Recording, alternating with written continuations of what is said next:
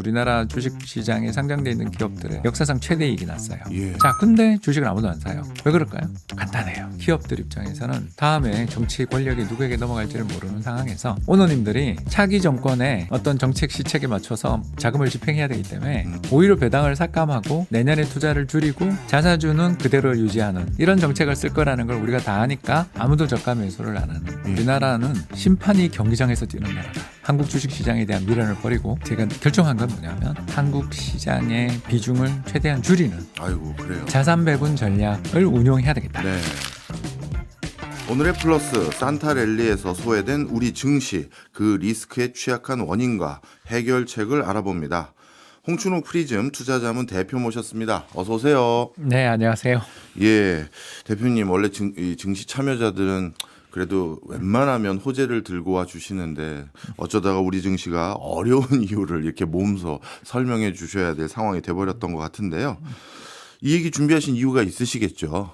네, 뭐 제가 이제 93년 말에 이코노미스트 경제 분석가 생활을 시작했으니까 네. 이제 한 32년째 하고 있는데 점점 비관론자가 되더라고요. 아 그래요? 이제 90년대에 증권사 다닐 때는 되게 우리나라 그때 특히 그 PCS라고 혹시 기억나시죠? 그럼요. 네.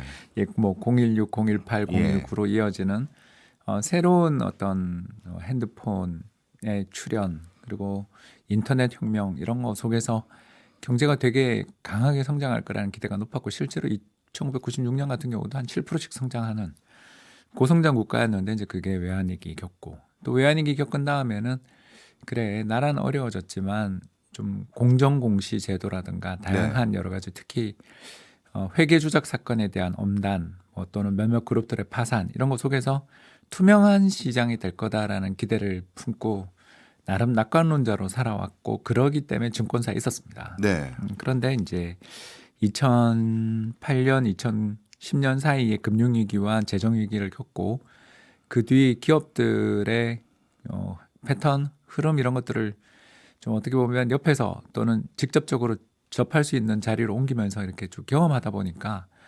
우리나라는 웬만한 충격이 없어서는 주주 홀대 경영. 그러니까 다시 말씀드려서 개인 주주를 주주로 취급하지 않는 기업의 주인으로 취급하지 않는 이런 우리나라의 경제 경영의 어떤 패턴은 바뀌기 어렵고 앞으로 어쩌면 더 심화되겠구나. 그런 좀 안 좋은 생각을 갖게 됐죠. 네. 그걸 가장 잘 보여주는 게 바로 우리나라 주식시장의 그 시가총액 변화가 되겠는데요. 예. 이 통계가 1984년부터 한국은행이 제공해서 이제 그걸 가져왔는데 1984년 그러니까 3조 호황이 막 시작되던 우리나라 주식시장 100포인트일 때 그때 우리나라 이제 시가총액과 지금의 시가총액을 비교하면 약 한 400배 시가총액이 늘었습니다. 예.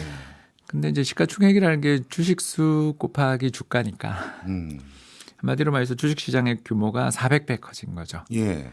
그런데 이제 같은 기간 주가는 얼마 올랐냐면 20배가 못 올랐어요. 사실 지금으로 기준으로 하면 20배는 커녕이 되는데요. 네네네. 이제 이렇게 되다 보니까 결국 우리가 이상하죠. 20배 주가는 올랐는데 주식시장은 400배가 늘었다. 이게 설명이 잘 안 되잖아요. 네. 주가지수라는 게 주식 가격에 연동되는 게 주가지수 코스피 지수인데 코스피 지수는 20배도 못 올랐는데 시장의 규모는 400배가 컸다. 이게 결국 뭘 의미하냐면 주가가 오르기만 하면 유상증자라고 해서 주주들한테 돈 달라고 그러는 거 있죠. 네. 그리고 조금만 또 시장이 좋고 분위기가 좋으면 갑자기 상장 공모 시장이 활성화되면서 우리가 따따상 같은 이야기를 하면서 예. 이 IPO 시장에 뛰어들고 또 더 나가서 몇몇 기업들 같은 경우는 이것도 못하는 기업들은 이제 CB라고 있어요. 전환사채라고. 예. 그러니까 채권을 발행했는데 이자도 안 내고 있다가 주가 오르면 이걸 주식으로 전환해주는 그런 채권이 CB죠.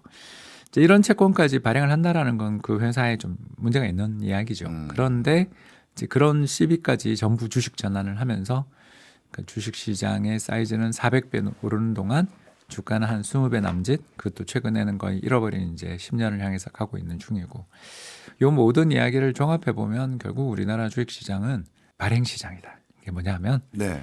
오너님들이 기업들이 또는 정부가 상장만 시키는. 상장시키고 돈만 빨아들이고 보상은 없는 시장이다. 그러니까 보상이 없는 시장이니까 어떻게 되냐면 이미 상장된 주식들의 유통은 가격이 형편없이 거래되는 이런 일들을 가장 잘 보여주는 사례가 저는 한양증권 같은. 네. 그래서 뭐 지금 아직 M&A가 마무리되지는 않았습니다만 네. 인수자 측과 시장에서 지금 거래되고 있는 주식 가격 요걸 비교해 보면 인수 가격과 현재 주식 가격을 비교하면 한 6배 이상 차이 나거든요. 네. 어떻게 되나요? 어느 게 더 높습니까? 이 인수 가격이 6배 더 비쌉니다. 아. 그게 뭘 의미하냐면 오너님이 경영권을 행사하는 주식의 가치는 시장에서 거래가 되고 있는 주식 가치의 6배라는 이야기. 실제로 뭐 한샘이 인수될 때도 이런 예, 비슷한 예. 일들이 있었고요. 뭐 수많은 우리나라에서 이제 오너가 회사의 그 경영권을 행사하고 계시는 분이 주식을 팔 때는 시장 가격보다 월등히 비싸게 판다. 이게 뭘 의미하냐면 주식시장에서 거래되고 있는 사람들은 저는 별로 중요한 지분도 아니고 저 사람들의 가치는 없어. 네. 이 회사의 진정한 가치는 경영권에 있어. 이게 또 경영권이란 말이 참 모호하지만 아무튼 우리나라에서는 흔히 쓰는 용어니까 네. 이런 경영권에 대한 어마어마한 프리미엄이 존재하는 시장이고 이 경영권을 들고 있는 분은 마음대로 배당을 주거나 증자를 하거나 자사주를 가지고서 어떤 여러 가지 홀딩 컴퍼니 등등을 만들면서 얼마든지 자신의 돈은 들이지 않고 자신의 지배력을 강화할 수 있기 때문에 네. 시장에서 유통되고 있는 주식들은 별로 의미가 없다. 네. 라는 게 이제 결론이 되는 시장이 된 거죠. 네. 코리아 디스카운트에 대해서 많은 전문가들이 여러 진단들을 했습니다만 사실 그 중에서 가장 중론이 바로 이 오너 경영, 그러니까 회사의 그 실질적인 소유주가 주주 친화적인 정책을 하지 않는다라는 지적들이 정말 계속해서 나오는데요. 근데 그럼 많은 분들이 이렇게 반문하시는 분도 계실 것 같아요. 아니, 유럽도 몇 대째 가족 경영하는 회사들도 많고 미국도 가족 기업 형태로 운영하는 회사들이 많은데 그러면 왜 우리나라에서만 이런 행태가 전개되는 거냐라는 거고요. 또 한 가지는 아까 말씀 주셨던 신규 상장, CB 발행, 뭐 유상증자 이런 것들은 어떻게 보면 선진 시장에서도 다 허용되는 게임의 룰 아니냐. 근데 왜 우리나라에서만 이런 것들이 고질적으로 병폐로 작용하는 거냐. 그럼 뭐라고 설명해 줘야 될까요? 예, 뭐 어떤 제도를 만들어도 이게 그래도 되는 뭐 어떤 전례가 이제 우리가 뭐 어디 사법부에게 판단을 맡긴다 그러면 네. 굉장히 시간이 오래 걸리고요. 네.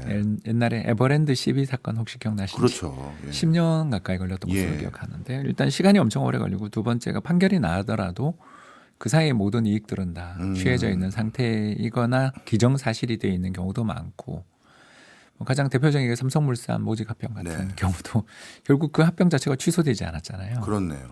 그 과정에서 수많은 문제가 있었던 것, 그 때문에 특별 검사까지 임명해서 국정농단 문제로 박근혜 대통령이 감옥에 가는 일이 있었는데도 합병은 취소되지 않는. 네. 그러니까 우리나라 이제 시스템의 문제라고 할지 가지고 있는 어마어마한 유무형의 소프트 파워라고 해야 될지 모르겠습니다만 네. 관례도 존재하고 우리 모두가 또 당연히 인정하는 부분이 있는 것 같은데요. 네. 제가 뭐 작심하고 오늘 준비하러 왔으니까 예. 편하게 한번 이야기를 드리자면 네. 우리나라의 이런 사태를 가장 잘 설명하는 사례가 저는 태영건설에 대한 오너 일가의 사제 출연 이야기였다고 저는 생각하거든요. 근데 우리나라 사람들이 전부 그 태영건설이 부실화되면서 저 문제를 해결하기 위해서 윤 회장 일가가 가지고 있는 재산을 개인 재산을 거기다 털어놓는 거에 대해서 대부분 찬성했고 네. 또 우리나라 정부 행정부에 계시는 고위 관료들과 지도자분들이 요구도 했죠. 예, 그 사법시험 합격하신 분들이신데 예. 그걸 당연하게 이야기를 하는 거예요. 근데 우리 한번 생각해 보자는 거죠. 왜 예. 저도 지금 이제 오너죠. 프리즘 투자자문의 이제 대주주이자 경영자로 CEO로서 일을 하고 있습니다. 자, 그런데 이제 제가 일을 하는 중에 정말 이게 잘 돼서 대박이 나면 예. 제가 가지고 있는 주식의 가치가 현재 지금 뭐 주당 10,000원이라고 치면 그 10만 원 되면 저는 양도세 내고 그거 차익 실현하면 제 거잖아요. 그렇죠. 그리고 반대로 이게 이제 너무너무 갑자기 이런 일들이 계속돼서 자산 시장이 다 어려워졌어요. 예. 그래서 저를 비롯한 수많은 운용사들, 자문 회사들이 다 문을 닫게 됩니다. 네. 자, 그러면 저는 어떤 손실을 보죠? 제가 인보증한 거 빼고는 네. 사업하다 보면 인보증을 간혹 해야 될 때도 있죠. 그러나 제가 인보증한 거 말고는 저희 회사가 어떻게 되더라도 저는 임금만 체납 안 하면 네. 이게 우리나라에서 제일 무서운 법이 노동법입니다. 네. 임금만 체납 안 하면 저는 그냥 제 지분만 털면 땡이죠. 네. 왜냐하면 개인과 법인은 다른 거니까요. 그런데 우리나라는 아무리 태용건설 경영을 실수하고 실패하고 문제가 있었으면 그건 형법이나 민법으로 민사법으로 그분을 처벌하면 되고 추징금을 때리면 될 일이지 네. 왜 그 회사의 대주주에게 오너에게 사죄를 출연하라고 하는가. 네. 거기에 이미 우리나라 정부는 음. 일반 주주와 우리 박 교수님이나 저 같은 일반 주주와 예. 오너님을 전혀 다른 존재로 가정하고 있고 또 오너님은 회사가 어려워질 때 언제든지 내가 가지고 있는 개인 자산을 모두 탈탈 털어서 네. 이 회사에다 투입을 해야 한다라는 걸 알고 또 그렇게 하죠. 네. 자, 소유권이 어때요? 자, 우리가 1인 1표 이렇게 이야기를 하지만 이건 보통 선거구고 보통 네. 선거제도고 옛날 옛적에 산업혁명 당시 영국처럼 세금의 한도에 따라 투표수가 결정되는 나라랑 뭐가 지금 다르냐라는 거죠. 그래서 우리나라는 시스템 자체가 네. 엉망인 거죠. 예. 즉 뭐가 엉망이냐면 재산권에 대한 보호가 제대로 이루어지지 않는 나라다. 예. 근데 그 재산권이 어떻게 되냐면 정부가 와가지고 야 이 그룹 날려. 옛날 뭐 몇몇 그룹들이 예. 그렇게 날아갔던 그렇죠. 시절부터 지금까지 계속되고 있는 이 재산권의 심각한 침해가 뭐냐면 오너십이라는 걸 인정하고 오너는 이 회사에 대해서 마음대로 해도 되는데 그리고 소액주주에 비해서 압도적으로 위에 있는 권력을 행사할 수 있는데 문제가 되면 이건 네가 다 해결해야 돼. 좀 이상하지 않나요? 이거 정근대 사회에 무슨 하인들 부리는 머슴들 부리고 있는 지주 보는 것 같은 기분이 든다라는 거죠. 네. 그러니까 왜 우리는 이렇게 됐나라고 생각하면 역사를 좀 알아야 되는데 네. 제가 그래서 이제 대한민국 돈의 역사라는 책도 쓰고 그런 건데 네. 네. 이 소유권 문제, 한국의 이 소유권 문제의 이제 근원들을 쭉 파헤쳐 보다 보니까 결국 박정희 대통령한테 가더라고요. 그리고 그 박정희 대통령 이후에 있었던 한 3번 정도의 역사적인 아주 중요한 사건들이 우리나라의 이런 이제 오너님과 나머지 개인 주주들 사이의 불평등 또는 위계적인 계급적인 소유권을 만들어낸 사건들이 있었죠. 그게 이제 우리 시장의 질곡이 됐고 50년이 지나도록 정확하게 말하면 53년 전에 있었던 그 사건 때문인데 이게 앞으로도 계속될 것 같다. 네. 그러니 투자자들 입장에선 주가가 폭락하고 우리나라 주식시장에 상장돼 있는 기업들의 1월에서 9월까지 이익이 영업이익이 155조라는 거 교수님 아시죠? 역사상 최대 이익이 났어요. 예. 자, 근데 주식을 아무도 안 사요. 왜 그럴까요? 간단해요. 예.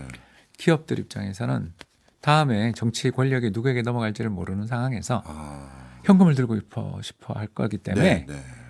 다른 나라는 이런 일이 벌어질 때 기업 실적은 좋은데 주가가 폭락하면 자사주 매입 소각해주고 배당을 늘려요. 그렇죠. 근데 우리는 오너님들이 차기 정권의 어떤 정책 시책에 맞춰서 자금을 집행해야 되기 때문에 오히려 배당을 삭감하고 내년에 투자를 줄이고 사람 뽑겠다는 계획을 안 뽑고 자사주는 그대로 유지하는 또는 심지어 시장에서 파는 이런 정책을 쓸 거라는 걸 우리가 다 아니까 아무도 저가 매수를 안 하는 그런 여태까지 시장이 되는 거죠. 그래왔으니까. 예. 그럼 한번 정리를 좀 해볼게요. 저도 미국이나 유럽 같은 경우에는 어떤 회사가 문제가 생겼을 때 그 회사의 실질적인 대주주 그 사람에게 너 사제 출연해라라고 하면 이런 말도 안 되는 조치가 어디 있습니까라고 할 텐데 우리나라에서는 약간 고민되는 부분이 이미 그 경영주들이 소유주들이 회사 돈을 내 돈처럼 썼던 전례들이 많은 사람들이잖아요. 그런 사람들에게 회사가 어려워졌으니 이제 너도 무한 책임에 일부 참여해야 되는 거 아니냐. 그동안 이 회사를 네 개인 회사처럼 일부 활용했으니 너도 좀 책임을 분담해라. 이렇게 나오는 거라고 한다면 이걸 언젠가 이 고리를 끊긴 끊어야겠지만 지금 그런 조치라고 하면 상당히 많은 사람들이 그래서 하는 거 아닙니까? 이렇게 얘기하지 않을까요? 그러니까 누군가는 끊어야 되는데 네. 이번에 저는 전 정부 때도 그렇고 이번 정부도 그렇고 아직 예. 이제 물러나진 않았으니까 이게 그 누가 정부를 잡아도 정권을 잡아도 계속 반복되더라. 예. 이제 제가 아까 이야기했던 3가지 중요한 사건 중에 하나인 한진칼 이야기를 이제 제가 하려고 하는데 네. 한진칼에 대해서 이제 모 사모펀드 우리 국내 사모펀드가 M&A를 했고 실제로 또 한진그룹 또 대한항공의 여러 오너십에 가지고 계시는 분들 중에 일부가 또 매수자 측에 가담을 하고 네. 이래서 거의 사실 간말의 차이이거나 박빙 승부가 예상되는 상황이었는데 네. 갑자기 산업은행이 제3자 배정 증자를 하면서 음. 한진칼 지분을 매수를 합니다. 네. 물론 이제 정부의 그 입장은 이해는 하는 게 아시아나항공과 대한항공의 중대한 합병 아직까지 확정 안 됐죠. 예. 아무튼 그 합병을 추진하기 위해서는 경영권이 흔들려서는 안 된다라고 이야기하면서 특히 그러기 위해서는 돈이 대한항공이 필요하다. 라면서 이제 거기에 증자를 해줬어요. 산업은행이. 그런데 문제가 예. 대한항공에 증자해주면 되지. 음. 왜 대한항공의 홀딩 컴퍼니, 그러니까 지주회사 역할을 하는 네. 한진칼에 해주는 거야. 그렇네요. 돈이 필요하다면 대한항공에 하면 되지. 그렇네요. 이걸 딱 보고서 저는 느꼈거든요. 예. 우리나라는 심판이 경기장에서 뛰는 나라다. 그러니까 누가 자본주의 경제라는 게 왜 그 이번 고려아연 건도 그렇고 네. 네. 어떤 적대적 M&A가 벌어지는 데는 이유가 있거든요. 그렇겠죠. 왜 이유가 있냐면 주가가 싸기 때문이에요. 음. 한마디로 말해서 그 회사의 내재 가치라는 게 이제 자본 가치와 미래의 이익 창출 능력 이 두 가지를 함께 봐야 되겠죠. 네. 그리고 미래의 이익 창출 능력은 이제 대부분 브랜드 가치라든가 사람들의 맨파워, 일하고 계신 분이 얼마나 뛰어난 분인가. 네. 그리고 그 회사가 가지고 있는 업력, 기술 뭐 이런 것들의 총합입니다. 그렇기 때문에 사실 미래 성장 가치를 판단하는 건 되게 어려워요. 그래서 이제 대부분 기업의 가치를 판단할 때는 주당 순자산 가치 대비 주가가 얼마냐. 근데 이제 우리나라는 어떤 기업들이 그렇게 많냐면 0.1배 아니면 10배. 제가 그 한국에 코스피 200 기업들 3분기 실적 발표를 누가 보내주더라고요. 예. 그래서 이렇게 저 많이 돌아다니죠. 돌아다니는데 계산을 해보는데 PER이 5배 아니면 무한대예요. 우리는 그렇죠. 왜 그런지 금방 아시죠. 왜냐하면 삼성전자, SK하이닉스 그러면 뭐 10배 미만 또는 뭐 은행 그러면 2배, 3배도 있어요. 네. 자, 그런데 바이오, 테크 뭐 이쪽에 성장 산업에 있는 분들은 적자 기업 내지는 사실 이 이익이 되게 변동성이 크고 PBR도 10배 넘는 기업들이 많죠. 예. 제가 하고 싶은 이야기가 이제 지금 벌써 다 나오고 있는데 우리나라 주식시장은 뭐 주가 순자산 가치 대비해서 주식 가격이 한 배도 안 돼요. 되게 싸요. 디스카운트 이야기를 하지만 그건 평균이고 우리나라 시가총액 상위 기업들 20개나 30개만 보시더라도 극단적 저평가 아니면 극단적 고평가밖에 없는. 네. 그러면 극단적 저평가가 있는 기업들은 M&A의 대상이 돼야 되거든요. 왜냐하면 아까 방금 말한 것처럼 이 회사의 주당 순자산 가치가 10,000원인데 2,000원에 거래되고 있으면 누가 M&A를 해서 이 회사를 5,000원에 사는 거죠. 네. 이해되시죠? 지금 예. 10,000원짜리가 2,000원에 거래되니까 네. 한 2배 주고 5,000원에 사더라도 이 회사 이익이잖아요. 왜냐하면 네. 이 지분 가치를 생각하고 이 지분 가치를 제대로 잘만 활용할 수 있는 경영자만 갖다 놓으면. 그런데 우리나라는 상당수 기업들이 0.1배에서 0.3배 사이에 드글드글 하거든요. 예. 그러니 이 문제들을 해결하기 위해서는 적대적 M&A가 있어야 되는데 갑자기 적대적 M&A가 몇십 년 만에 처음으로 성공할 뻔했던 순간에 산업은행이 갑자기 뛰어들어서 딱 그런 행동을 보이는 걸 보고서 저는 그때부터 이제 한국 주식시장에 대한 미련을 버리고 아이고.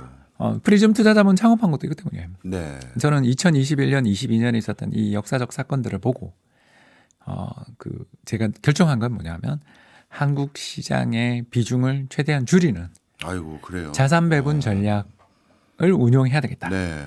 그리고 저는 그런 상품을 팔거든요. 그래서 네. 우리나라 전체 포트폴리오에서 한국 주식 비중이 10%가 안 돼요.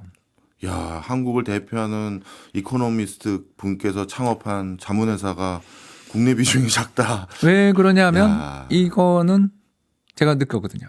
우리나라는 변하지 않는 거다. 저는 그때 2022년, 21년, 22년이 우리나라 정권 교체기이기도 네. 하고 여러 가지 변화의 시기이기도 했는데 잘못된 결정이 있었으면 바꿔야 되는데 네. 그 별로 관심이 없는 거예요. 서로가 다 그 문제는 관심이 없고 의대 정원만 관심이 있는. 예를 들어 제가 생각했을 때 의대 정원 문제가 중요하지 않다가 아니라 이걸 왜 이렇게 했고 이 정원을 이렇게 늘리면 우리 경제에 어떤 효용이 있는가에 대해서 이야기를 하고 하는 그런 과정들이 필요했을 거라는 이야기를 하고 싶었던 거고요. 아무튼 핵심은 우리나라 경제 자산 시장에 특히 동학개미에 대해서 정치권에서 관심은 되게 많지만 네. 그 누구도 실질적인 변화에 또는 그 사슬을 끊으려는 생각이 없다. 왜 그럴까? 네. 제가 생각했을 땐 수십 년간에 걸친 상식 거기에 다양한 네트워크 문제들 아니겠나. 네. 그래서 저는 최근에 주식시장이 이렇게 혼탁하고 혼란한 과정에서 이 문제들을 해결하기 위해서 정부가 예를 들어서 이와 같은 과거에 있었던 여러 가지 의사결정이나 이런 정책들을 내가 잘못했다.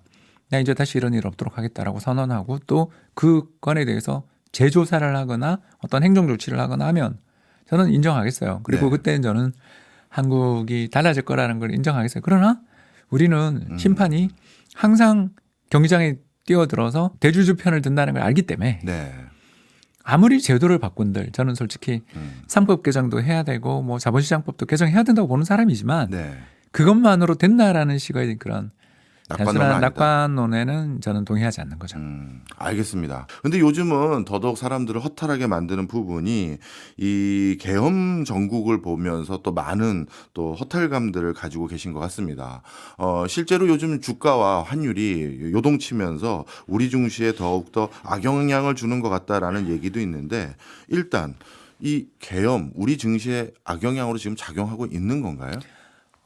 운도 없었죠 이번에는. 예. 그래서 2004년 노무현 대통령 탄핵 정국 그리고 2016년 박근혜 대통령 탄핵 정국 이렇게 두 번의 앞선 정국은 사실 외환시장이나 주식시장이 그렇게 큰 타격을 안 받았습니다. 네. 특히 그 2004년 같은 경우는 주가가 계속 오르기까지 하다가 네. 4월 달 그 중국의 차이나 쇼크 혹시 기억나시죠? 예, 예. 원자바오 쇼크라고 우리가 불렀죠. 그런 중국발 긴축 우려로 주가가 폭락하기 전까지만 해도 시장에서 주가가 거의 900포인트 넘어가는 아주 강세를 보인 적이 있었고요. 네. 그다음에 2016년 때는 뭐 더 말할 필요도 없이 더 주식시장이 좋았고요. 예. 그때는 뭐 2016년부터 2017년까지의 그 반도체 슈퍼사이클로 예, 그렇죠.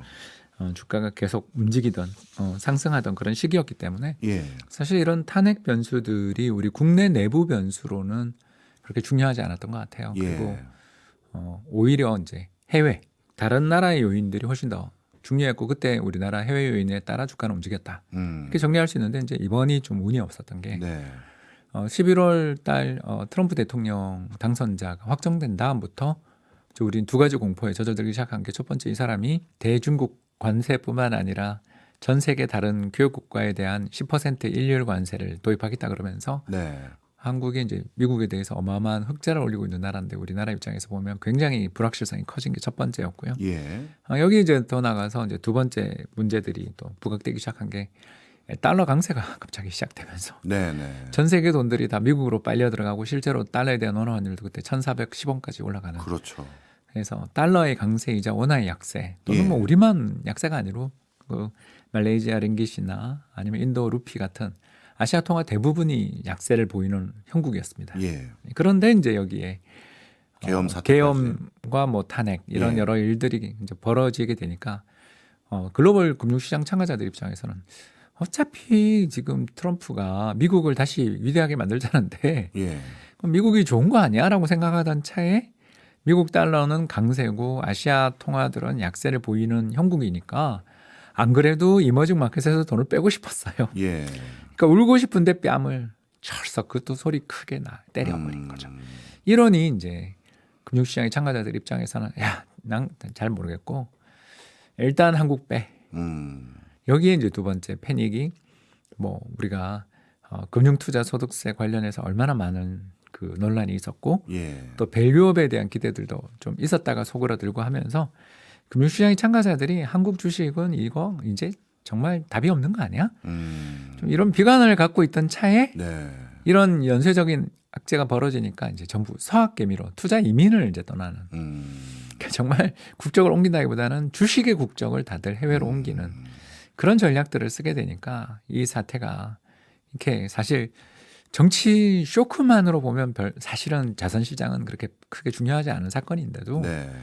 이게 외부 여건이 안 좋을 때 이 일이 벌어짐으로써 네. 더 악순환이 벌어지고 있다고 볼 수 있습니다. 네, 맞습니다. 사실 정치권에서는 잘잘못을 따져야겠지만 증시는 잘잘못을 따지는 게 아니라 변화를 움직인 동인이 어느 쪽에 가중치가 얼마나 있어서 이렇게 움직였는지를 봐야 되는데 사실 많은 전문가들은 이번 그 우리 하반기 연말 증시가 그렇게 녹록하지 않다라고 평가를 하고 있었는 상황에서 악재가 터지니까 모든 게 다 계엄 때문에 일어난 현상으로 해석되는 것도 우리가 좀 과학적인 평가에서는 좀 지양해야 될 부분이 있는데 말씀 듣고 보니까 진짜 엎친 듯 덮친 격이 딱 되면서 예. 이렇게 됐네요. 트럼프 포비아라고 우리가 부르고 있었던 예. 일이 좀 있었잖아요. 그렇죠. 그리고 뭐 임명하는 장관 후보님들이 좀 다 이상해가지고 예.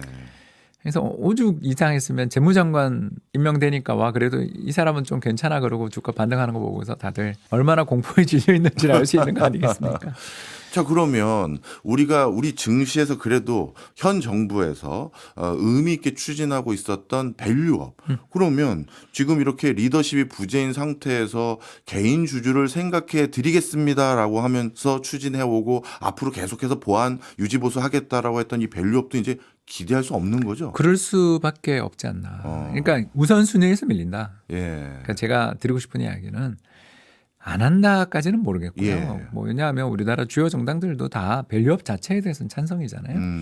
근데 이제 그 방향에 대해서 좀 차이가 있고 속도감의 차이가 있었던 것뿐인데 다만 저는 이제 이번에 있었던 이 시도가 아무튼 윤 정부가 추진해 오던 밸류업의 어떤 동력이랄까 추진력이 좀 약화된 일은 한국 주식시장의 장기적인 미래를 볼 때 굉장히 큰 악재가 될 가능성이 좀 있지 않냐. 네. 왜냐하면 해봐야 소용없다라는 네. 그런 절망감 네. 또 그래서 뭐가 바뀌는데 뭐 또는 뭐가 달라지는데라는 이제 질문을 누가 줄 때 그게 참 없잖아요. 네. 우리가 뭐 밸류업 지수 만든 거 말고는 사실 지금 눈에 보이지 없죠. 않는. 근데 이제 이런 식의 어떤 답이 보이지 않는 이 밸류업의 방향이 왜 저는 좀 잘못됐었는가에 대해서 이제 좀 이야기를 오늘 하고 싶은데요. 예. 우리나라 이제 이 주식 시장이라는 게 처음 생긴 해를 여러분들은 뭐 한국 전쟁이 끝난 다음에 60년에 생겼네. 뭐 이제 역사를 보면 다 그런데 예. 그때 당시 우리나라에 상장돼 있던 주식 수는 8개밖에 없어서 그걸 사실 주식 시장이라고 볼 수가 없었고요. 우리나라 주식 시장이 처음으로 생긴 해는 1974년입니다. 네. 그래서 50년이 됐다고 제가 아까 이야기한 거고요. 네, 네. 일부에서 그런 이야기를 드린 이유가 1974년에 이제 무슨 일이 있었냐면 그 유명한 5.29 특별조치. 참 네. 이 박정희 대통령은 별의별 일을 많이 만든 분인데요. 그러니까 좋게 이야기하면 일을 엄청 열심히 하신 분이고 나쁘게 이야기하면 편법에 편법을 쓴 분이라고 볼 수가 있는데요. 예. 자, 이제 이 조치를 내리면서 이제 뭐라고 이야기하냐면 우리나라 주요 기업들 리스트 350개를 가져옵니다. 네. 그리고 다 상장해 그래요. 근데 이제 이 상장을 할 때 조건이 엄청 안 좋았어요. 예. 왜냐하면 정부 액면가로 상장을 시켰습니다. 예. 그러니까 이 회사의 주당 순자산 가치가 10,000원이더라도 500원. 오. 그리고 두 번째는 이때는 우리나라 상장한 기업들이 한 절반 정도 배당해. 오. 이익을. 예. 배당 성량을 최소 이 정도는 해. 예. 가이드라인을 줬어요. 그러니까 기업들이 난리가 났죠. 예. 그래서 전부 다 상장하기 싫어가지고 실제로 그렇겠죠. 현대건설 같은 경우는 84년에 상장하거든요. 예. 그때 우리나라 최대의 기업이었던 현대건설이 그러니까요. 10년을 버틴 이유가 뭐냐면 너무 손해가 크니까. 그러니까 정재원 회장님 같이 기계 있는 분들은 못하겠다고 했고요. 근데 이제 지금 우리나라에 있는 롯데칠성부터 시작해서 삼성전자를 비롯한 수많은 오래된 기업들은 다 이때 상장해서 그때 보면 번호가 뭐 1번, 2번, 3번들 되게 많습니다. 자, 그러면 우리 정부는 왜 상장시켰냐? 네. 그 이유가 있습니다. 예. 바로 뭐냐면 1972년에 있었던 그 유명한 사채 동결 83 조치 때문입니다. 이 83 조치의 주요 내용을 간단하게 설명드리면 예. 바로 8월 2일 현재 기업이 보유하고 있는 사채는 전부 신고해라. 개인 간의 네. 사채를 뜻합니다. 회사채가 아니고요. 사사로울 사자입니다. 두 번째, 그때 평균 금리가 50%였는데 이걸 16% 인하. 예. 세 번째, 원금은 3년 거치 5년 분할 상환. 네. 한마디로 말해서 기업들에게 어마어마한 이득을 준 베트남 전쟁 종전 분위기라고 생각하시면 되겠고요. 그래요? 저도 이거 책 쓰면서 타임라인을 보다가 아니 우리나라는 73년에 제1차 오일 쇼크 나기 전에 벌써 경제 위기가 왔었네. 이게 뭐야? 그때 분명히 포항제철 완공도 하고 네.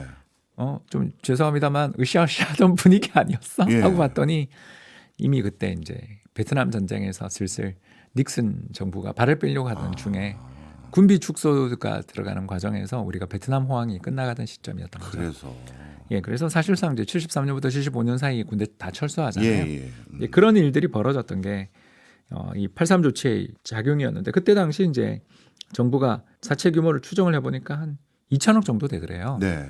자, 그런데 그중에 3분의 1이 예, 대주주님이 기업에 주던 사채였다라는 게 밝혀진 거죠. 왜 이런 일이 벌어지냐 하면요. 그때 수출 금융을 하시는 분들한테 정부 네. 대출 금리가 7%였어요. 네. 기억하죠. 예. 예, 그러니까 수출 금융 7% 그리고 사채 금리 50%니까 우리나라의 수많은 기업가 분들이 그때는 또 다 개인 회사니까 네. 자기 이름으로 인보증 해가지고 이제 은행에서 수출 금융을 대출 받아서 그걸 회사에 이제 돈놀이를 야. 이제 그게 밝혀진 거예요. 예. 그러니까 기업을 살려주는 건 좋은데 아니 도대체 이 사람들 뭐야? 그러면서 국민 여론이 엄청나게 안 좋아서 실제로 그때 18분 정도가 감옥 갑니다. 자, 그러니 정부 입장에서 대안을 내놔야 되는 거죠. 예. 그러니까 잘못된 정책이 이제 연쇄적인 잘못된 정책으로 이제 이어지게 되는데요. 72년에 사채 동결을 시켜서 기업들 살리고 보니까 이 사채 구조를 정부가 다 신고를 받게 했으니까 알게 됐잖아요. 예. 그리고 나도 보니까 국민들의 감정, 특히 집집마다 전부 다 개라고 하잖아요. 그걸 이용해서 기업들 대출해주고 사인간에 대출해준 걸 다 중단시켜서 수많은 사람이 개인들이 파산하고 망하고 난리가 났을 거 아니에요. 네. 자, 이 상황에서 정부가 뭔가를 기업들도 자구 노력이랄까 이제 사재 출연이랄까를 시키기 예. 시작한 거죠. 바로 그게 주식시장에 너네 기업을 상장시켜서 국민들에게서 자금을 조달해. 네. 이제 사채 시장에서 발 끊어. 네. 대신에 너네가 했던 짓이 있으니까 그런 어마어마한 돈놀이를 하고 있었던 거에 대한 벌을 받아야 되니까 싸게 상장해. 그리고 싸게 상장해서 주주들한테 대출을 자금을 엄청나게 받았으면 그 돈에 대한 보상으로 배당 뚝뚝하게 지급해. 네. 이걸 이야기하니까 기업들이 난리가 난 거죠. 그래서 막 절대 나는 상장 못 한다고 이제 난리가 나니까 이제 그때 우리 정부가 대신에 경영권은 보장해 줄게. 당신들의 경영권들을 안정적으로 보장할 수 있게 주식을 매각하는 대신 싸게 예. 매각하는 대신에 당신들의 경영권은 보장해 주겠다라는 그런 어떤 일종의 관행 약속이 생겼고 이 약속은 1997년 미도파 M&A 예. 때 확약이 됩니다. 그때 어떤 일이 있었나 뭐 옛날 주식시장에 몸을 담았던 저는 이제 그때 주식시장에 있었습니다. 예. 그래서 신동방 그룹이 미도파 주식을 살 때 둘 예. 다 없어졌습니다. 예. 외환위기 전야에 샀으니까 사실 이 딜이 있었으니까 운도 없었죠. 네. 근데 이제 이걸 살 때 여기에 이제 이런 성원 그룹이 이 그룹도 없어졌습니다. 네. 성원 그룹이 이제 신동방 측에 붙어서 적대적 M&A가 사실상 성공했습니다.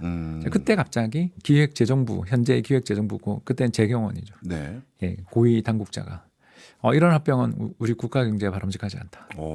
그리고 더 나가서 정경련 회장단 회의를 열어서 대농그룹에 갑자기 회장단 회의에서 돈을 빌려줍니다. 야. 그러니까 성원그룹이 옳다거니 하고 신동방에 붙어있던 성원그룹이 그래서 미도파한테 그걸 팔아버립니다. 주식. 네. 그렇게 해서 네. M&A가 실패해요. 근데 이거 산업은행이 한진칼 개입한 거랑 비슷하지 않습니까? 그렇네요. 그때가 어쩌면 덜 노골적이고 음. 한진칼 M&A가 더 대놓고. 노골적이었다라고도 볼 수가 있겠죠. 근데 네. 이걸 보면 우리가 한국 자본시장, 주식시장에서의 나오는 이제 오너 또는 경영권을 보유하고 있는 대주주와 그렇지 못한 개인 사이에 이런 위계적 질서 또는 주식 프리미엄의 차이가 벌어진 이유를 이제 오늘 알게 됐는데요. 첫 번째는 정부가 심판이 돼서 개입한 건 유구한 역사를 가지고 있다. 네. 그래서 웬만한 일이 벌어지지 않고서는 이게 되게 심각한 문제가 아니고서는 정부는 일단 오너 편을 드는 것으로 계속 해왔다. 그리고 정부는 오너 편을 들었다는 것을 계기로 기업이 어려워질 때마다 오너에게 사재 출연을 요구한다. 예. 그리고 오너들 입장에서는 그럼 내가 이렇게 희생을 하고 아까 액면가에 상장했던 예. 그 오너님들부터 물론 그때 상장하셨던 분들은 이제 지금 안 계시지만 자녀분들이 그분들의 있으니까. 자녀분들, 자제분들한테 교육을 시켰겠죠. 예. 난 억울하게 이걸 상장했다. 네. 그리고 우리 걸 잘 지켜라. 경영권 가지고 있는 지분은 철석같이 네가 보호해라. 예. 라는 가르침을 줬고 여기에 이제 똑똑한 수많은 분들이 자사주의 마법 등등을 활용하고 또는 물적 분할의 마법 또는 지주회사의 마법을 발휘해서 경영권을 계속 안정적으로 보유하는. 그래서 우리나라는 PBR이 0.1배, 0.2배가 되는 회사가 있어도 경영권 탈취가 굉장히 어렵고 네. 이제 고려아연이 어떻게 되는지를 우리가 봐야 되겠지만 네. 그 고려아연조차도 보면 1대 주주와 2대 주주의 싸움인 거고 사실은 그렇죠. 그렇죠. 그게 정말 또 공정한 어떤 M&A 과정이 되는지는 우리가 한번 또 평가해 봐야 될 부분이 있을 정도로 네. 한국에서는 굉장히 준비를 잘하고 잘 대비가 돼 있다 하더라도 그리고 네. 매력적인 주가까지 내려와 있는 기업을 사서 제값을 받고 팔겠다라는 그거를 음. 투기꾼의 소행이거나 국가 경제에 이롭지 않다라는 패러다임이 씌워져 있는 예. 나라이고 또 그거에 대해서 저는 정말 그때 놀랐던 게 한진칼 때도 놀랐던 게 그걸 일부 우리 주식시장의 참가자들만 분노하고 사실 아무 의견이 없더라고요. 대중분들이. 모르고 지나가신 분도 굉장히 많아요. 저는 그걸 보면서 느낀 게 아, 우리나라는 이래도 되는 나라다. 아. 그리고 관행이고 관례고 또는 예전에 사례가 너무 많다. 네. 이 문제들을 해결하기 위해서는 결국 적대적 M&A가 제대로 한번 잘 돼야 한다. 그리고 더 나가서 정부가 공정한 심판으로서의 지위를 잘 지키면서 적대적 M&A가 이루어지도록 판을 잘 유지를 해준다라면 네. 우리나라 0.1배, 0.2배 돼 있는 PBR이 주식 가격이 10,000원인데 1,000원에 거래되고 있는 기업들의 대주주들이 지금처럼 그렇게 행동을 못할 것이다. 라는 생각을 저는 하는 거죠. 네. 근데 그게 사례가 있어야 돼요. 예. 그 얘기는 달리 말하면 지금 설명해 주신 우리나라 증시가 항상 디스카운트 될 수밖에 없었던 이 지배구조의 문제. 이걸 한번 도려내려면 흔히 말해서 아주 비유적인 표현을 하면 골마 터져서 고름을 확 짜버리는 어떤 사례가 하나 확실하게 나와야 이게 뒤엎어진다 말씀이신데 야, 그렇다면 우리 증시에 우리 개인 투자자들은 당분간 돈을 오히려 더 빼고 우리 증시가 진짜 폭락도 해서 국가가 이거 정말 안 되겠습니다. 이제 우리가 이렇게 하면 안 될 것 같아요. 라고 할 때까지 오히려 기다려야 되는 거예요. 뭐 그것도 방법이고요. 네. 근데 이제 우리나라 주식시장의 오너들에 대해서 하나만 변명을 하자면 예. 이제 변명도 필요하잖아요. 네. 그분들은 그럼 왜 그런 행동을 하냐 하면 이제 두 가지 이유가 있어요. 첫 번째는 상속세고 네. 두 번째는 수출 경기 문제가 있습니다. 예. 그러니까 이게 복합적으로 작용을 해서 이 판을 만들었다. 저는 그렇게 이제 이야기를 하는데 박정희 대통령 때부터 뭐 예를 들어서 김영삼 대통령 시절 그리고 지난 정부까지 쭉 내려오는 정부 스탠스도 다 다르고 어떻게 보면 뭐 민주주의에 대한 태도도 다르신 분들이 동일한 행동을 했잖아요. 네. 그 배경이 뭐냐면 수출 대기업들은 살려야 한다.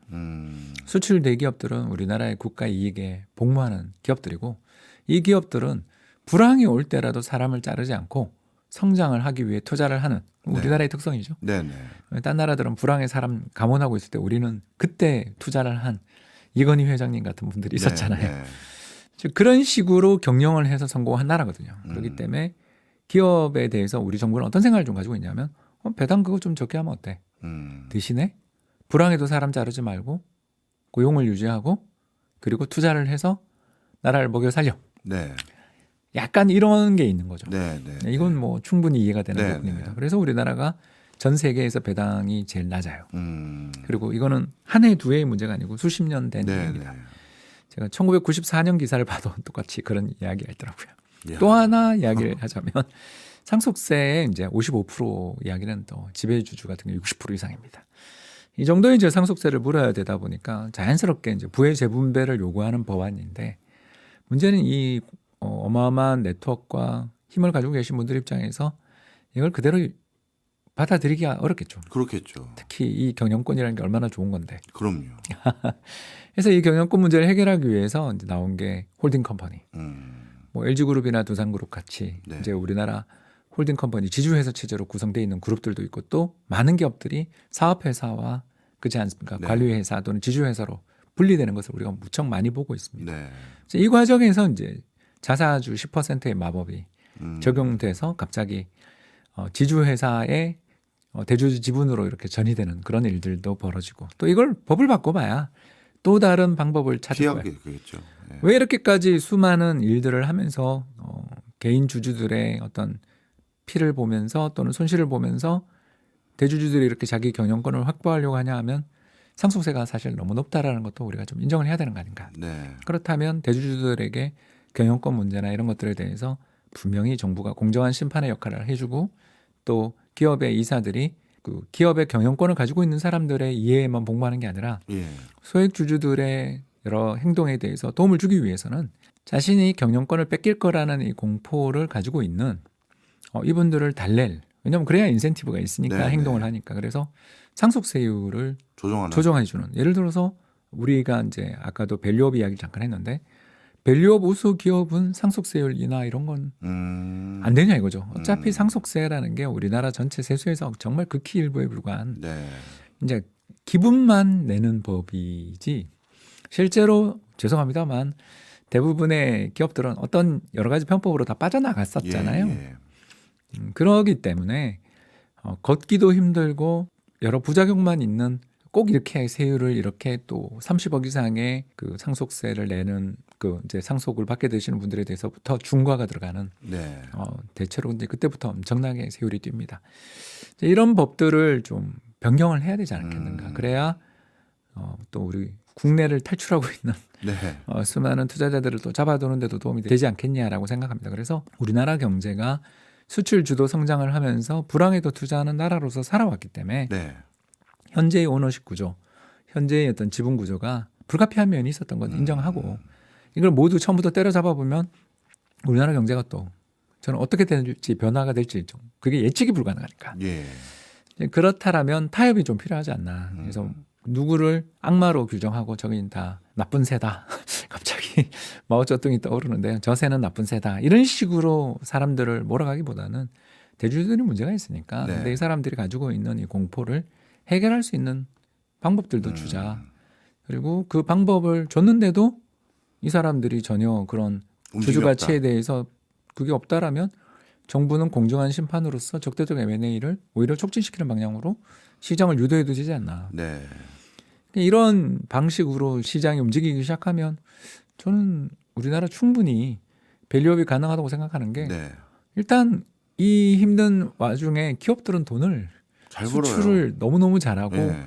매달 경상수지 흑자가 100억 불이에요. 예. 그래서 연간으로 지금 1,000억 달러 가까이 흑자가 나는 나라가 정치에 이렇게 지금 어려움을 겪고 있는 상황에서 주가가 이 모양이 된 거니까 예. 요 위험들을 우리가 좀 뭐랄까요, 타협과 인센티브와 채찍, 그러니까 당근과 채찍을 다 쓰자라는 거죠. 네. 그걸 잘 쓴다면 이번이 정말 좋은 역사적인 전환의 계기가 될 수 있기 때문에 네. 이건 충분히 살만한 기업이고 또 충분히 살만한 주식들이 많이 있는 나라가 아닌가. 네. 저는 그렇게 생각합니다. 네.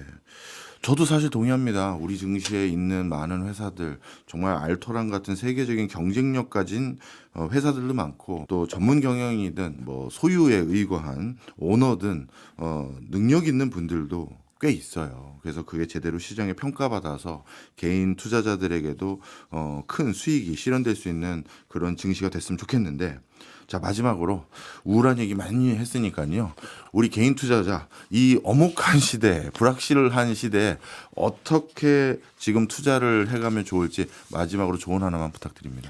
예, 저는 고백하자면 최근에 사고 있습니다. 한국 주식을. 한국 주식을요? 예, 왜냐하면 매력적이니까. 예. 일단 뭐 배당도 안 주고 자사주 매입 소각도 안 할 거 압니다.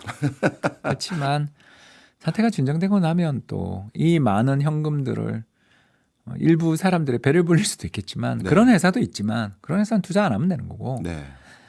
수출을 위해 또는 세계 시장을 개척하기 위해서 적극적으로 투자하고 고용하고 또 연구개발에 힘을 기울이는 회사들은 현재 우리나라 달러에 대한 이런 원화 환율의 급등이 네. 굉장히 큰 기회거든요. 왜냐하면 경쟁력이 엄청나게 네, 올라가 있는 네. 상황이기 때문에. 그리고 또 이런 인센티브 조건들, 뭐 아까 제가 이야기했던 뭐 밸류업 기업의 배당, 상속세 이런 아이디어는 그렇게 어렵지 않은 아이디어잖아요. 그렇죠. 예. 이런 것들만 잘만 수용하고 잘만 바꿔나간다라면 네. 얼마든지 그 역대급의 또 주주 보상이 나올 수도 있는 나라거든요. 그렇기 때문에 완전히 희망을 버리기에는 기업들이 너무 돈을 잘 번다. 맞아요. 그리고 우리나라 가지고 있는 외화 자산도 너무 많아서 환율이 오르는 순간 우리 국민들의 평가액이 막 나날이 올라가고 있다. 이것도 한번 염두에 두시면서 힘든 장 이겨내셨으면 좋겠습니다. 네. 마지막으로는 희망찬 의견으로 마무리해 주셔서 정말 다시 한번 감사드립니다. 지금까지 홍춘욱 프리즘 투자자문 대표였습니다. 고맙습니다. 감사합니다.